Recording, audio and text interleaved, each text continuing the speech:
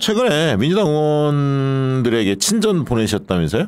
네. 그게 또 밝혀졌는데 저도 내용은 다 읽어봤습니다만 상당히 자세하게 그 본인의 심정을 그 담담하게 피력을 좀 하셨어요.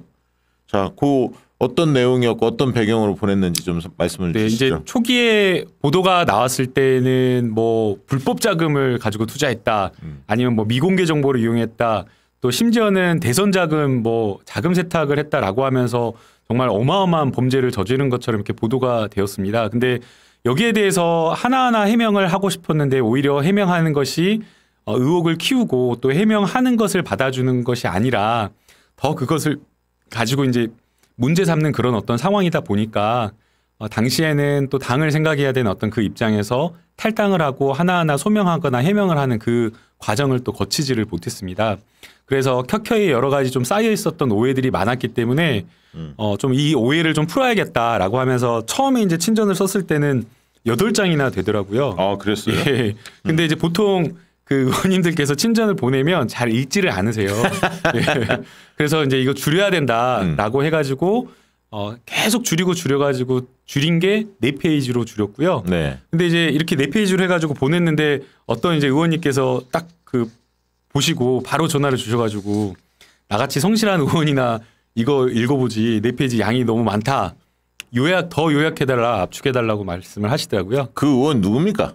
되게 고마운 의원이십니다. 아, 그래? 예, 이게 보고 의견을 주신다고 아니, 뭐 하는 것을 길지도 않던데 난 다 읽어봤는데. 아닙니다. 그래도 이렇게 보고 의견을 주신다라고 하는 것이 관심이 있고 또 걱정을 해주시는 거여서 정말 감사하게 생각을 했고요. 내용을 좀 큰 큰 틀에서 이야기를 하면 네.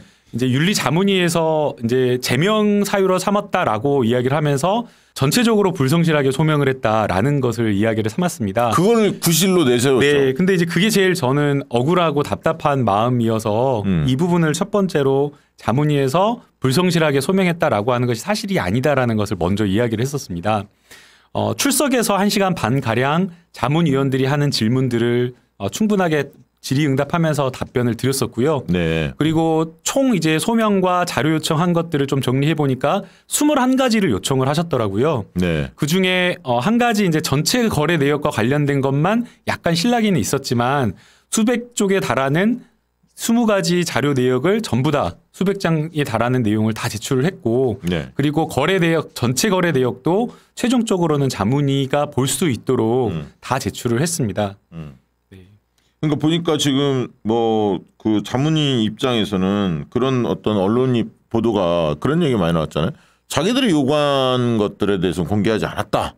이런 식으로 이제 언론에 브리핑을 한 것 같아요. 그래서 뭔가 김남국 의원이 숨기는 거 있는 거 아니냐 이런 인상을 풍겼단 말이죠. 근데 지금 김남국 의원님은 요구하는 건 다 냈다 이렇게 지금 말씀하시거든요. 네, 전체 거래 내역을 요구를 했었는데 처음에 저는 이게 부당하다라고 생각을 했습니다.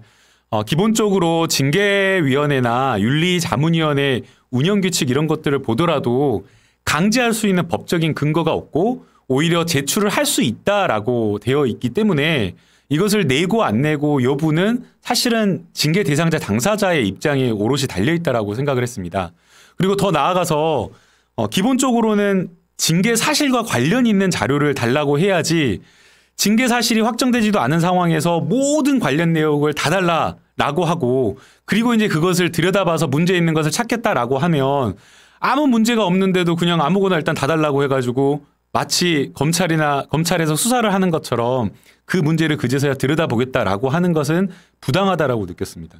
거기에는 자문위원들 중에는 전문가들도 배석을 하나요? 이걸 좀 가상자산에서 아는 분들이 있었나요? 가상자산에 대해서 아시는 분들은 없었고요. 그래서 네. 윤리자문위에서 다시 가상자산에 대한 전문가를 불러가지고 자문 의견을 들었고요. 이제 그래서 이제 제가 좀 절차적으로 맞지 않다라고 하는 것은 징계 사실이 특정되지 않은 상황에서 무차별적으로 모든 정보를 달라고 하는 것. 그리고 이제 그것이 어떤 징계의 소명이나 해명을 듣기 위해서 하는 것이 아니라 거꾸로 그때부터 무차별적으로 모든 자료를 들어봐서 문제 있는 것을 더 찾겠다라고 하는 그런 어떤 입장이었기 때문에 선뜻 능하기는 쉽지 않았습니다. 그리고 더 나아가서 저희가 기본적으로 헌법상 자기 부인의 권리가 있습니다. 불리한 진술을 하지 않을 권리가 있고요. 불리한 증거를 제출하지 않을 권리가 있어서 이것은 국회, 국정감사, 국정조사 그리고 구속된 피의자, 심지어는 법원에서 어떤 증언을 할 때도 역시나 마찬가지로 자기와 관련된 어떤 사건이 있다라고 하면 그런 어떤 사건 방어권 차원에서 제출하지 않을 수가 있는데 저는 제가 수사 중임에도 불구하고 위법이나 불법, 떳떳한 불법적인 어떤 그런 것들이 없기 때문에 21가지 요청 자료에 모두 다 응하고 그다음에 결국에 마지막에 궁극적으로는 전체 거래 내역도 제출을 한 겁니다. 그런데 이제 자꾸만 불성실하게 자료 제출하지 않았다. 서명을 했는데 당사 그 자문위원들이 생각하는 그런 답변을 하지 않았다라고 해서 소명이 석연치 않다, 뭐 소명이 마땅치 않다라고 이야기하는 것은 조금 적절하지 않았다라고 생각이 듭니다. 네. 두 번째는 어떤 대목이었죠? 주장했던 친전에 담긴 내용들. 네, 이제 두 번째는 이제 상임위 회의 중에 얼마나 이제 거래했느냐라고 하는 이런 부분이었는데요. 여기에 대해서는 아마 국회 성실 의무 이런 부분에 문제가 되기 때문에 정말 다시 한번 이 자리를 빌어서 많은 국민 여러분, 우리 당원 여러분들께 그리고 정말 기대하신 많은 분들께 다시 한번 죄송하다라는 말씀을 꼭 드리고 싶습니다.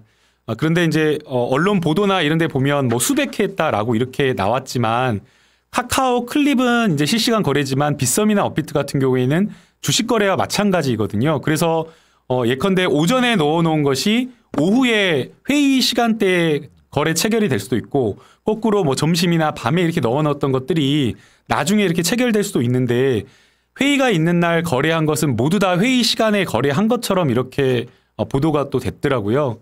그래서 이제 그런 부분은 오해다.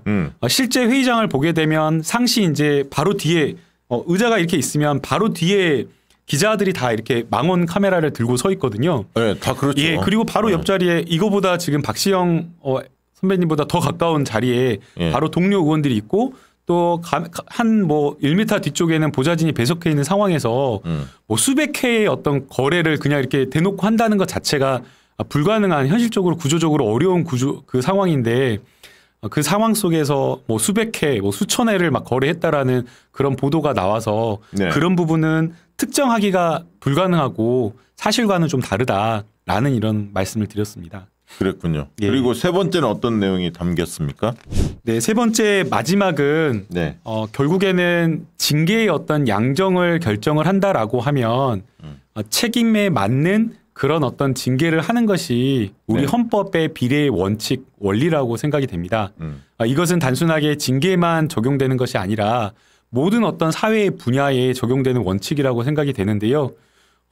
공무원의 경우라고 하더라도 파면 해임 같은 경우에는 공무원의 신분을 즉시 박탈하고 네. 매우 아주 돌이킬 수 없는 그런 어떤 치명적인 어떤 징계, 중한 징계이기 때문에 일반 공무원의 경우에도 파면 해임의 경우에는 뭐 중대한 부정부패, 비리 이런 경우 아니면은 파면 해임이 아닌데 선출직 공무원, 국회의원의 경우에는 헌법에 따라서 선출한 어떤 민주적 정당성을 얻은 어떤 공무원인데도 불구하고 단순하게 어떤 부정부패나 비리가 이런 문제가 아니라 정서적인 어떤 윤리도덕적인 어떤 문제라든지 아니면 국민의 어떤 정서적인 부분에 어긋난다라는 어떤 그런 이유로 제명이라고 하는 이런 어떤 중징계를 내리는 것은 조금 비례의 원칙에 맞지 않다라는 그런 이야기를 담았습니다.